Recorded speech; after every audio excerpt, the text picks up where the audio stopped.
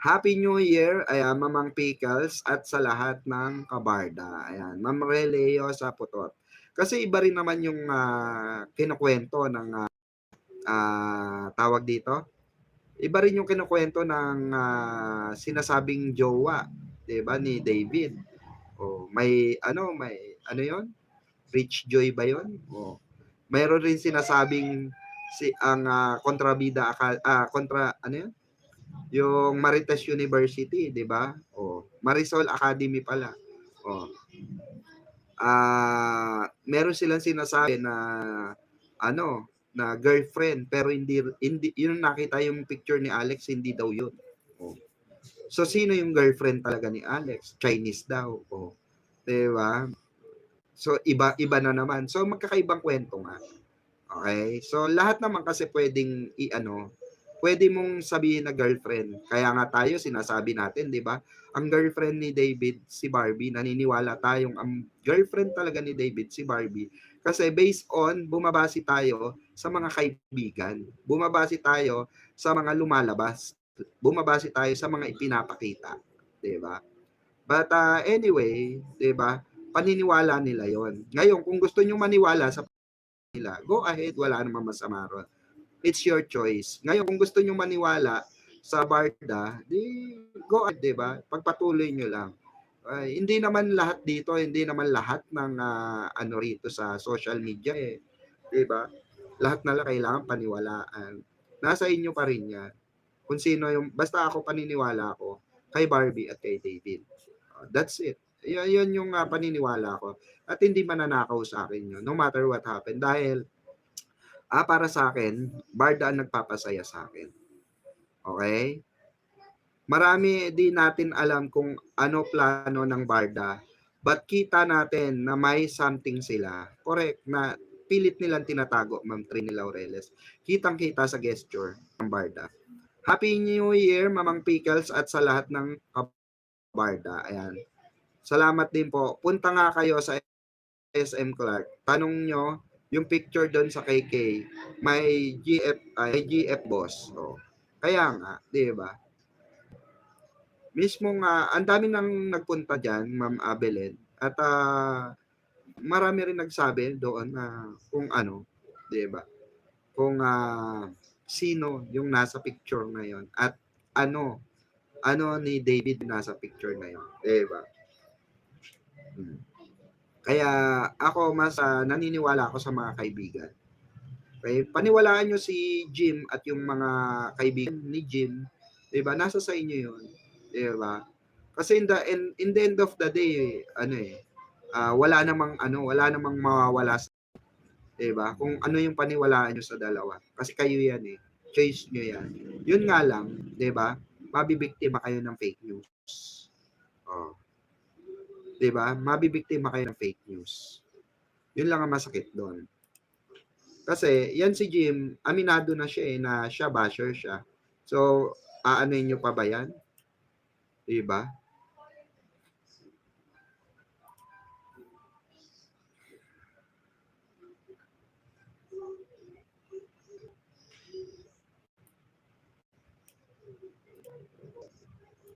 Wait lang may tinitingnan lang ako.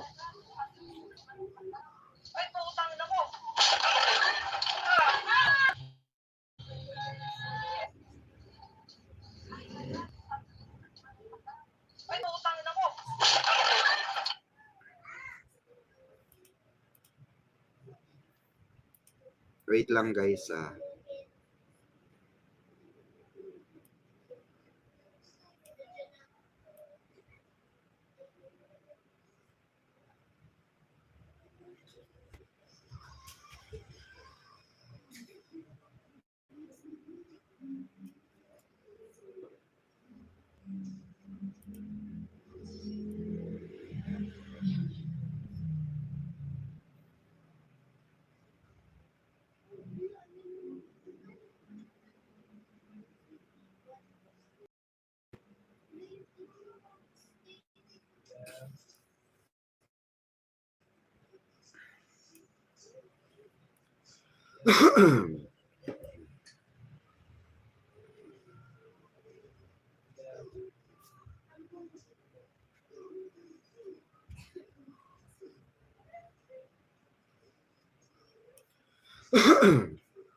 O, ayan, balik na tayo.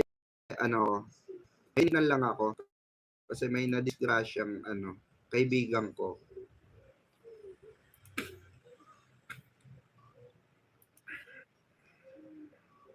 Bagal ng internet ngayon, no?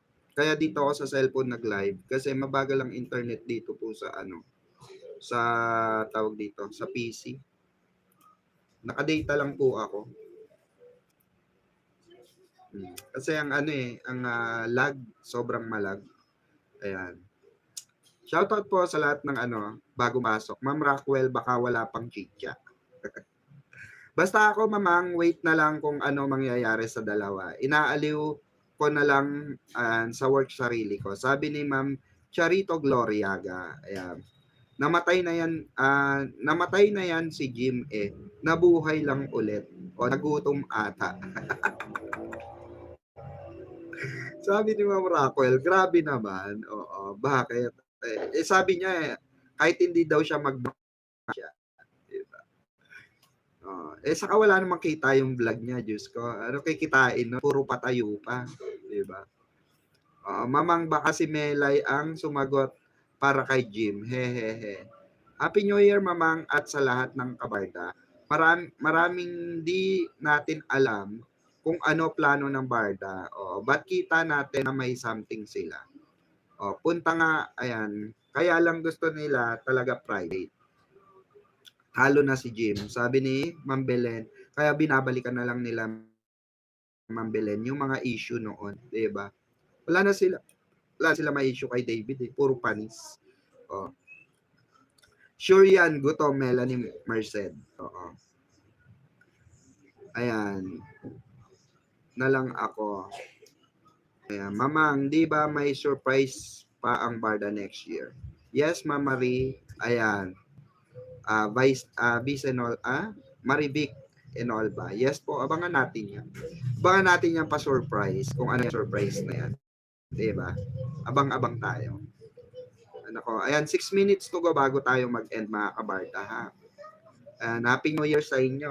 Dahil, pasensya na kayo, bibira na lang ako mag-live. Diba? Pero babawi ako sa inyo next year. Sunod-sunod na live natin. This coming month. Itong January. Ayan, dire-diretso na content natin. Ayan, Ma'am Rockwell, baka wala pang chicha. Ayan, ikinabit lang ni Jim Panot na Barbie fan siya para makahakot ng kakampi at magalit kay David. Kasi ayaw niya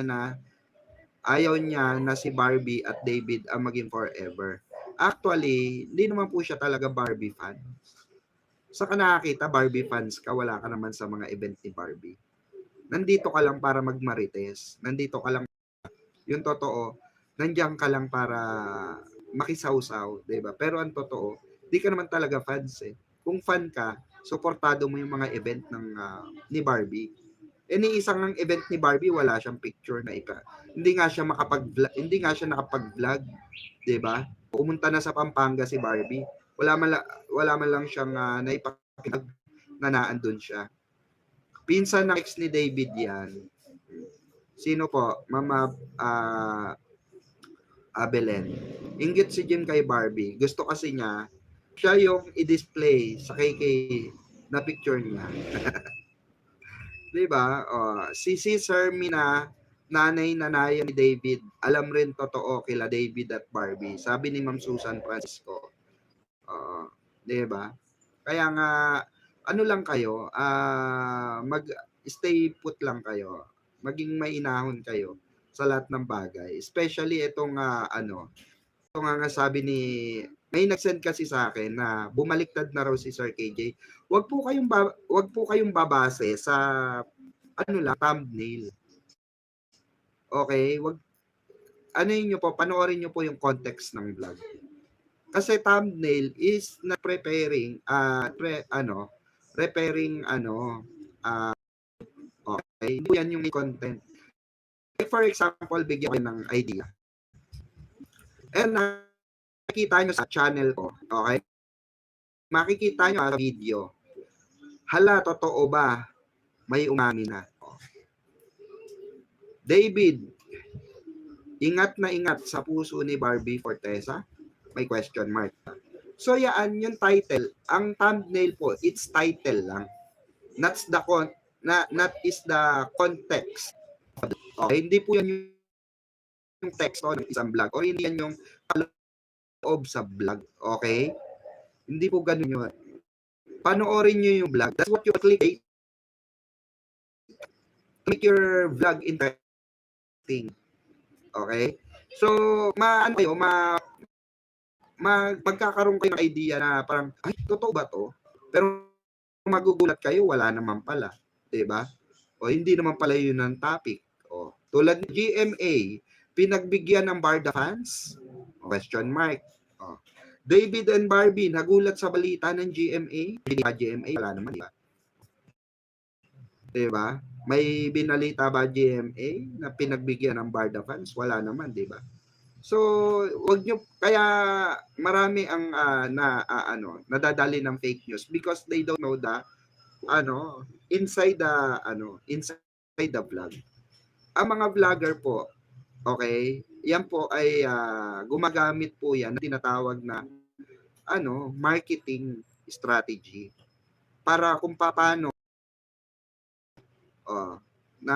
tulad niyan, for example, kay Chris Aquino, di ba? Mapapansin nyo, buhay pa si Chris Aquino pero makikita nyo sa mga thumbnail ng ibang ng mga ibang nagbalita,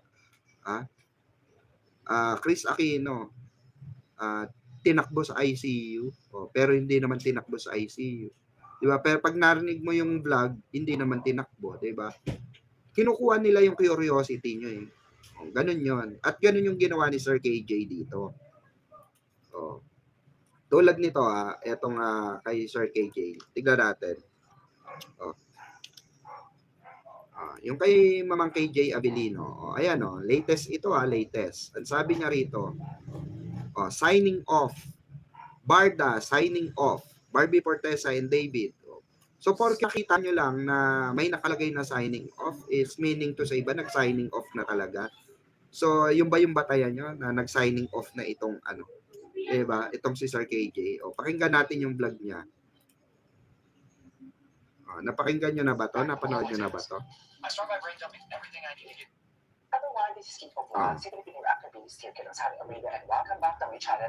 I love Barda. Ayan, shoutout sa iyo, music composer dami kasi lumalabas ng mga fake news ngayon. Kaya nga, di ba?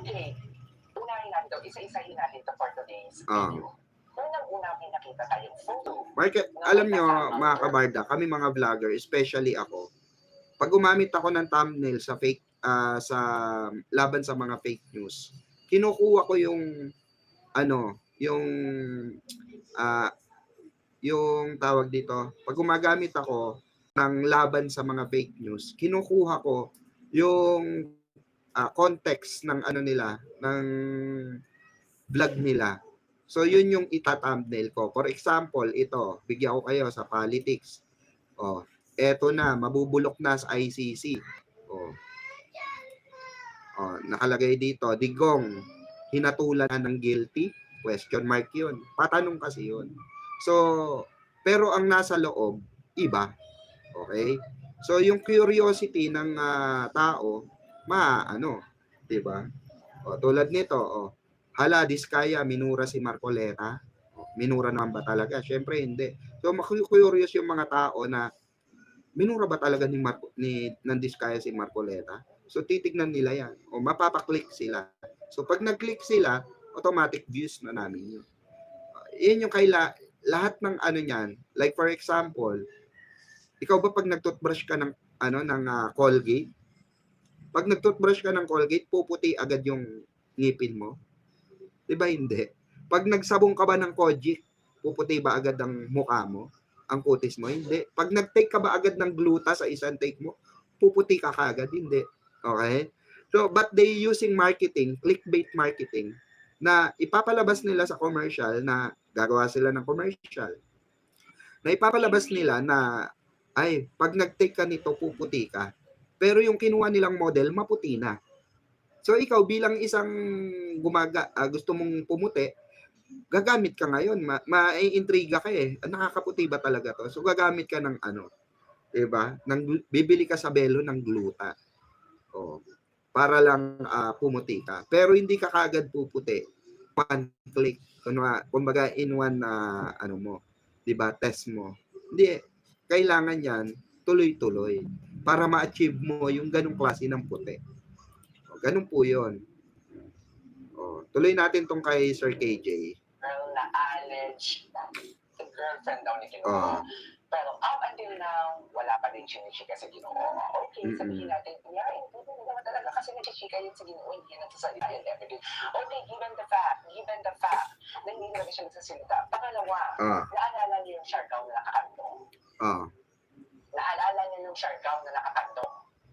Si girl, may kinandungan. Nasabi nila si David daw yun, but it was fabricated. Kung may David man and Alex, bakit kailangan pa mag-fabricate? Correct. Sabi niyo sa akin, hindi yung fabricated. Diyos ko, sa kamay pa lang hindi na yun sa Ginoo. Correct. Okay. Pangatlo, gaano tayo pa-sure na si Alex ba talaga yan? I mean, siya ba yan ba yung pangalan niya? Yan ba yung nagchichika na may lola siya? O nawala naman chismis ni Jim before na makausap niya yung lola ni Alex. Bakit nawala yung bigla? Diba? Hindi na yung binabalita for today's video. Pangatlo, napapicture lang naman pala. Bakit kayo nanghihina? Ay, bakit nawala yung picture? Ay, dinelete. Dinelete. Dito ba yun? Dito ba yun? Bakit dinelete? Wala na yung photo. Pero may screenshot ako na naandyan yung girl. Napapicture lang naman sila for today's video. Alam mo, for me ha, hanggat hindi nagsasalita si David about this, it's okay. Kasi mas naniniwala ako sa tukang bibig mismo na sasabihin ni David kaysa naman sa mga, alam mo yun, analyzation. Correct. Kung in-analyze ninyo na in a very positive way na baka, what you call this, ano na sila, business partner din sila and everything. Yun yung sinasabi ko. Tignan nyo, parehas kami ng way of vlog ni Sir KJ, diba? Ni Mamang KJ. Parehas kami ng way of vlogging. Okay? Point by point, yung sinasabi namin. View by view, yung sinasabi namin. Si Jim ba ganon? Pakinggan natin si Jim. Basher na basher ang dating niya. Diba? Pakinggan natin the way siya mag-vlog. Diba? Eto. Pakinggan natin napakalayo ng ng way niya salita sa totoong vlogger. Kasi pag totoo kang vlogger, you have to emphasize, hindi lang basta ka lang nagsasalita na hindi naman, wala naman fact check, di ba? Ito na nga, Instagram story ni Chris. Tignan mo, nagkwekwento lang siya. Hello, ito na po yung ni Barbie Fortesa, yung Instagram story. Okay, nakikita ng tao yan, 'di ba? Hindi lang ikaw nakikita niyan, ba't mo pa binabalita? I mean, 'di ba? Kung ide-debunk mo to, kung titirahin mo itong mga vlog ni Jim, super babaw 'di ba? Tanga lang ang gagawa ng ganitong vlog. Imagine mo nakikita na ng tao, 'di ba? Sa Instagram ni Barbie Fortesa, ni David Licauco, 'di ba? Tapos gagawan niya ng mali siya, gagawan niya ng sarili niyang version. Ganun yung gawa nito Ayan. So nag-morning run sila, siya kasama sila Carol ng 5 kilometers. 'Di ba? Pati yung 5 kilometers kailangan pansabihin. Kasi nga yung way of vlogging niya is not upgraded. It's for idiotic person na alam mo yun, yung makikinig lang is or maiinganyo lang sa vlog niya is yung mabababaw na tao. 'Di ba? Kasi bakit? Kasi tingnan daw siya mag-vlog. Do you think hindi ba napapanood ng tao 'yan? Ang i-vlog mo, yung konteksto nung yung buod, yung mga nangyari, ano yung nasa likod na 'yan? Ano yung nasa likod niyan ng kwento na 'yan? Ano yung na 'yan? Picture na 'yan? Ano yung for example, magbibigay ka ng opinion. Pwede 'yon. For example dito, morning run. Ay nagtumakbo pala si Barbie Fortesa, no? Siguro kaya siya tumakbo kasi talaga na-miss niya yung pagtakbo. Yung mga ganun tipo. At saka isa ito sa mga healthy na gawin ng tao. At least yung pinapakita ni Barbie rito sa kanyang mga Instagram posts, 'di ba? Is nakakatulong sa atin para maingganyo din tayo na tumakbo. Yung mga ganun. I mean, hindi yung ikwekwento yung nakita na ng tao tapos sasabihin mo pa, 'di ba? Sasabihin mo pa, inulit mo lang yung naka-post, 'di ba? Oh. Gaano ka kababaw, 'di ba? Ganun kakababaw na mag-vlog, 'di ba? Oh, then 55 kilometers, 5 kilometers, 55 millimeter. 'Di ba? I mean, alam nyo sa totoo lang, wala pa kasi nakikilala si Jim na talagang talagang mga vlogger na Instagram story ni Chris Barbie Fortes. So, nag-morning run sila. Siya kasama sila Carol ng 5 kilometers. Mukhang sa UP na naman to guys. At halos isang oras sila tumakbo today kanina. Isang oras silang tumakbo kanina. Nakita dun sa Instagram, 55 minutes. Oh, so doon pa lang, alam mo nang tanga yung nagbabalita. Dahil hindi naman siya balita eh. Hindi naman siya balita. Okay? Hindi siya document. Okay? Ano siya? It's naka-public na siya. So nakikita na siya ng tao. Para ka lang sumakay sa post ng ibang tao. Tapos, kinukwento mo lang. Yun lang. Nothing 'di ba? Nothing interesting at all. 'Di ba? Nakakabwisit lang. 'Di ba? Oh, hindi ka talo ka pa nga ng mga newscaster sa high school. Na pag nagbalita, ang LPG ay tumaas ng 2%, 2 pesos kada ganito. Na ayon sa mismo sa ganito, sa ganyan, sa ganun, 'di ba? Hindi eh. Na binabasa niya morning run. Tumakbo siya ng distance 5 kilometer. Ang time is halos inabot din ng 1 oras, 'di ba? Kasama niya si ganito, si ganyan, na nakikita, 'di ba? Umaga. At next naman ay post ito ng ABS-CBN. Wow, agree. Ay wow, 'di ba? Alam mo 'yon, yung mga ganun na yung ito post to ng ABS. Anong post? Sinabi mo lang. Angelica Panganiban, lauded Barbie Fortes, ganyan. 'Di ba? Anong alam mo sa na yan, balita na yan? May alam ka ba sa balita na yan ng ABS? 'Di ba? So dapat i-highlights mo 'yon. 'Di ba? Hindi yung nagbabasa ka lang para kang syunga diyan. 'Di ba? Para ka may saltik sa utak, 'di ba? Tapos vlogger natin mo sa sarili mo. Hello. 'Di ba? Oo. Kahit bata, kahit anak ko nga kaya gawin yang ginagawa ni Jim. 'Di ba? May basahin lang, 'di ba? May basahin lang, may yun lang. Yun na. Alam mo yun? Tingnan nyo tong, pakinggan nyo tong sinabi niya rito. Dito kay David. May picture dyan, ha? May picture. At yun nga, nakakapagtaka. Grabe. 'Di ba? At siyempre nga, pag-share daw, ang kasama nga ay si Alex. Ayun nga si Alex, grabe. At ayun yung ate niya sa left, at yun yung asawa ng ate niya. At ito nga nasa right na ni Alex, ay yung kapatid ni Alex. So I'm not sure nga kung magduduyo nga si David Licao, kasi ang piling ng kanyang binabahal na si Alex. Diba? Binigyan niya agad ang kulay. Kasi nga, basher siya eh. Diba? Nabigyan niya agad ng kulay. Yung picture na yan, dahil nga basher siya eh, yun yung trabaho niya. Pero the rest of the pictures na ni-review niya, wala siyang review at all.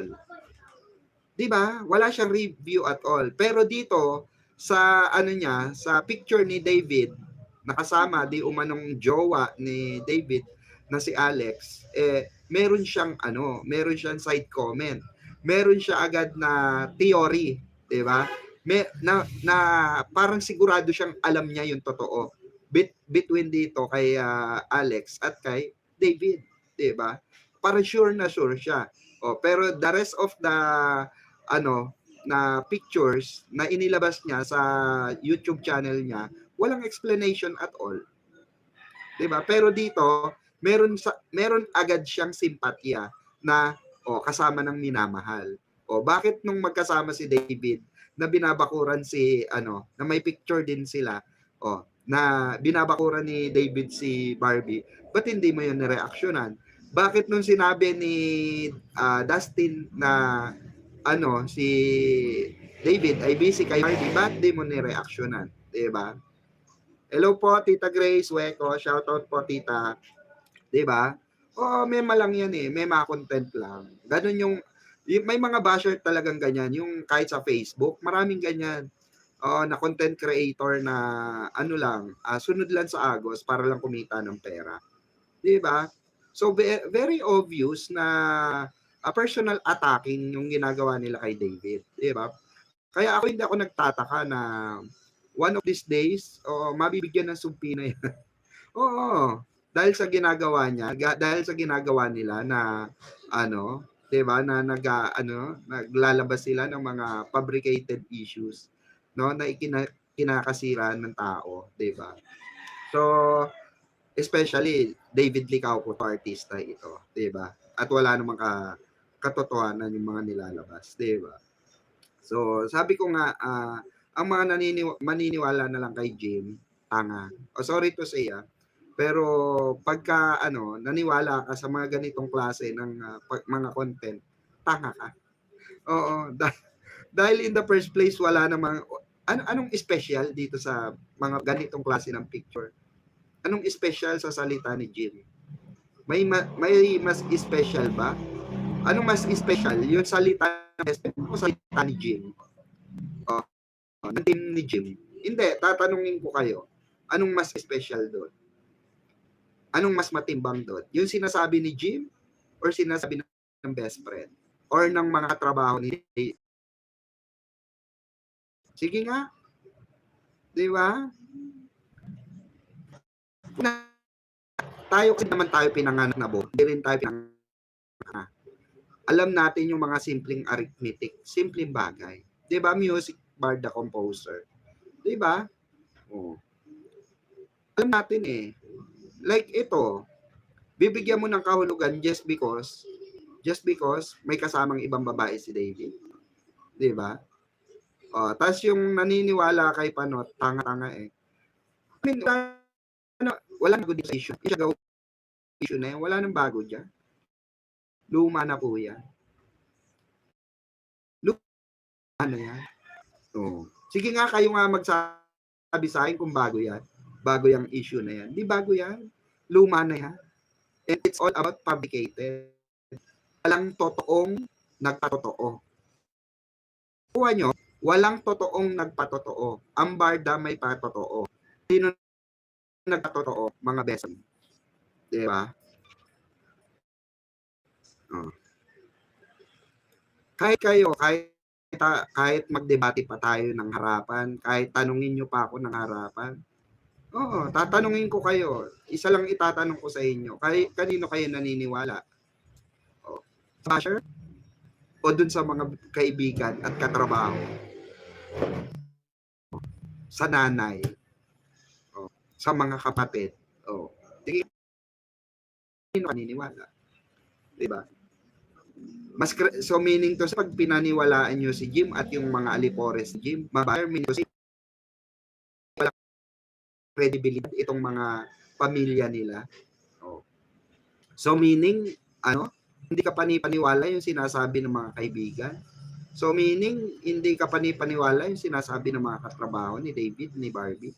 So meaning, hindi ka panipaniwala yung nakikita natin kay Barbie sa kay David. Meaning, hindi totoo na sinasabi ng pamilya ni David Licauco.